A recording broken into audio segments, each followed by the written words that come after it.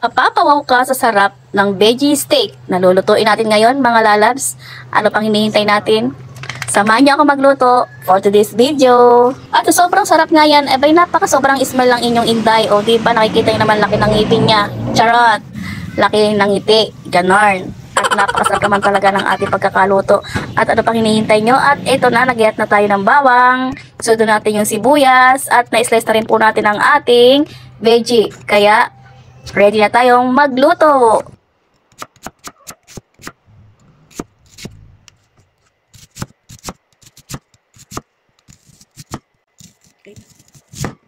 At natapos na nga tayong mag-slice ng ating mga ingredients. Ayan, nilagay na po natin ang ating mantika sa kawali at mainit na po ilalagay na natin ang ating veggie na in-slice.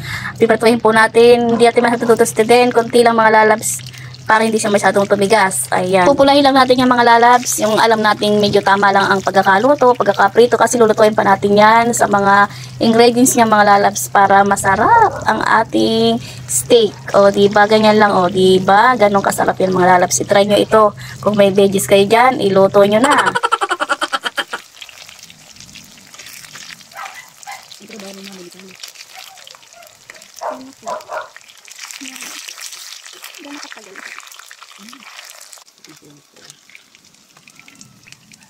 At luto na nga ang ating pinirito, isa-side side lang natin at iprito natin ulit yung iba pang mga veggies natin yung mga lalabs.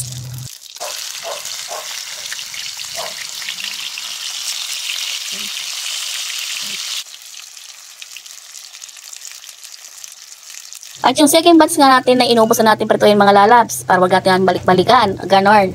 At ito na, luto na, ating iset-aside natin ulit para tayo magigisa naman tayo ng sibuyas bawang.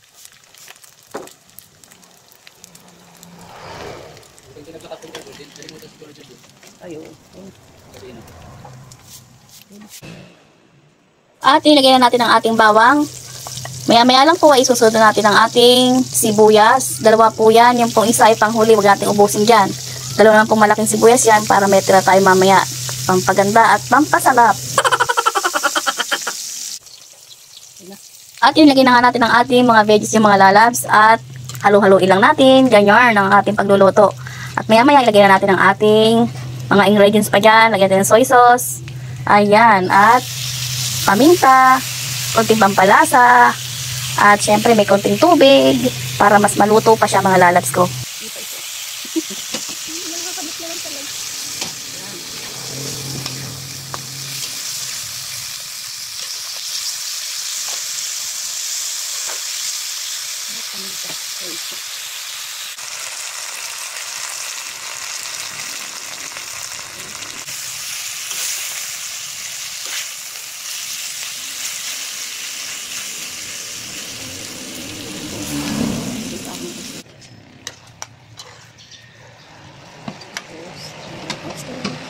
At ilagay na natin ang pinakang huli ang ating oyster sauce. Ayan.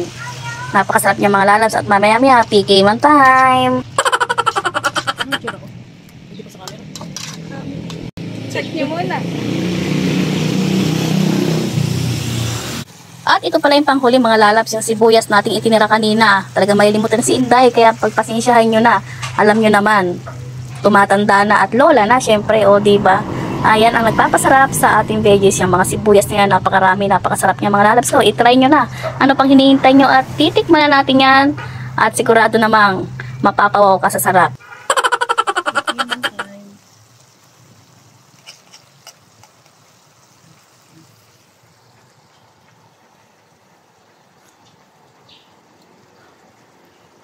Masarap.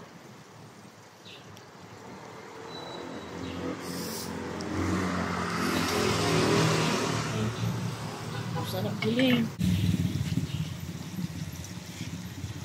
O diba nakita nyo ang mukha, ang aura ng mukha ni Inday, talaga na sobrang nasarapan. Talaga pang ngiti-ngiti pa lang. Masarap na lalo, diba? Kailangan pag ikinagluluto ay may ngiti para lalong sumarap. Kitang-kita nyo naman, napakasarap po, diba? Ganon, mga lalabs. Thank you for watching.